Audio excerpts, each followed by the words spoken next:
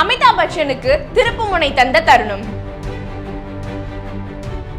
நல்ல கதை ஒண்ணு இருக்கு, அந்த கதைக்கு திரைக்கதை வசனம் கூட ரெடியா இருக்கு, நீ நடிச்சா நல்லா இருக்கும் என்று அந்த உயரமான இளைஞர் பச்சனிடம் சொன்னார். இந்தியில் புகழ்பெற்ற திரைக்கதையாசிரியர் சலீம் கான். அப்படியா என்று கேட்ட இளைஞர் பச்சனின் பதிலில் சலிப்பு.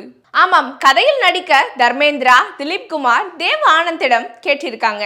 ஆனா அவங்க நடிக்க முன் வரல. இந்த வாய்ப்பை நீங்க பயன்படுத்திக்குங்க, உங்களை தான் நான் பரிந்துரை செஞ்சிருக்கேன் என்று சொன்ன சலீமின் பேச்சில் எப்படியாவது இந்த இளைஞரை அந்த கதையில் நடிக்க வைத்து விட வேண்டும் என்கிற ஆசை வெளிப்பட்டது. அப்போது பச்சன் ஒரு இளம் நடிகர். 1969 இந்தி திரைப்பட உலகில் அறிமுகமானார்.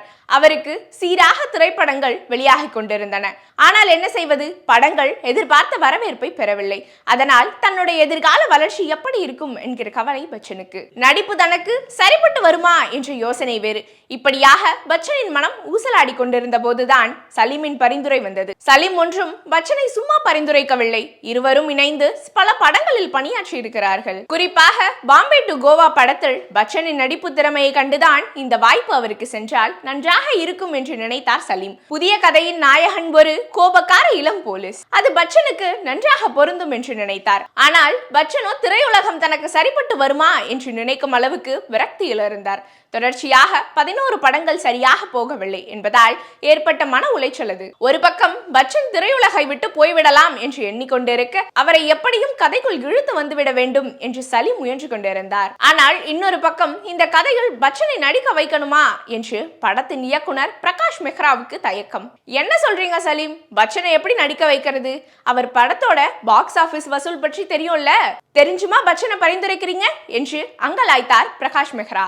பச்சனின் முந்தைய படங்களில் தொடர் தோல்விகளுக்கு முக்கிய காரணம் அவருடைய நடிப்பு திறமை அல்ல, அந்த படங்களில் தரம் தான் காரணம். அதை புரிஞ்சுக்கோங்க. பச்சனின் நடிப்பு திறமை, கம்பீரமான குரல், அவருடைய உயரம் ஆகியவை இந்த கதைக்கு பொருந்தும் இயக்குனர் சார் என்றார் சலீம். ஒரு கட்டத்தில் பச்சனின் திறமையை அங்கீகரித்த இயக்குனர் பிரகாஷ் சலீமின் பரிந்துரையில் நியாயம் இருப்பதையும் உணர்ந்தார். அதனால் அந்த கதையில் பச்சனை நடிக்க வைக்க ஒப்புக்கொண்டார். இயக்குனர் ஒப்புக்கொண்டதால் பச்சனை எப்படியும் படத்தில் நடிக்க வைத்து விட வேண்டிய பெரும் பொறுப்பு சலீமுக்கு இருந்தது. இருவருக்கும் நல்ல நட்பு இருந்ததால் பச்சனிடம் சலீம் கதையை பற்றி சொல்லி நடிக்க கேட்டுக்கொண்டிருந்தார். ஆனால் பச்சனோ திரையுலகம் போதும் என்கிற முடிவுக்கு கிட்டத்தட்ட வந்துவிட்டார். ஆனால் சலீம் விடவில்லை.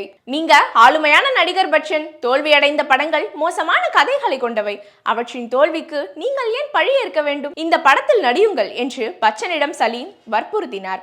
பச்சனும் அரை மனதுடன் இருந்தார். படத்துக்கு சந்தை மதிப்பை கூட்ட அன்றைய முன்னணி நடிகை ஜெயாவை நடிக்க வைக்கவும் சலீம் பரிந்துரை செய்தார்.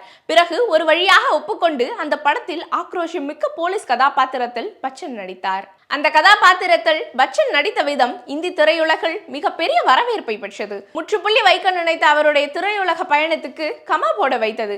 இப்படம் இந்தி திரையுலகை தாண்டி இந்திய திரையுலகில் அவர் புகழ் பெறவும் செல்வாக்கு கூடவும் வழிவகுத்தது. அந்த படம் 1973 வெளியான சஞ்சீர். இந்தியில் வெற்றி பெற்ற மிகப்பெரிய படம். அன்றைய வசூலில் கொடி கட்டியது. இப்படத்தில் நடிக்க மறுத்து திரையுலகிற்கு முழுக்கு போட்டு செல்ல நினைத்த அந்த நடிகர் அமிதாப் பச்சன். அதன் பிறகு இந்தி திரையுலகை தாண்டி இந்திய திரையுலகிலும் சூப்பர் ஸ்டாராக அமிதாப் பச்சன் பரிணமித்ததெல்லாம் வரலாறு. இன்று 5 தசாப்தங்கள் தாண்டியும் திரைவானில் பிரகாசமாக அமிதாப் பச்சன் மின்னிக் கொண்டிருக்கிறார். எப்போதும் தொடர் தோல்வி வாழ்க்கையின் ஓரத்துக்கு அழைத்து செல்லலாம். அமிதாப் பச்சனுக்கும் அது நடந்தது. நம்பிக்கை எப்போதும் வெல்ல வைக்கும். சலீமுக்கு அந்த நம்பிக்கை இருந்தது. அந்த நம்பிக்கை தான் ஒரு வெற்றி குதிரையை அடையாளப்படுத்தியது. எந்த தருணத்திலும் உங்கள் நம்பிக்கையையோ, உங்கள் மீது மற்றவர்கள் வைக்கும் நம்பிக்கையையோ உதாசீனப்படுத்தி விடாதீர்கள்.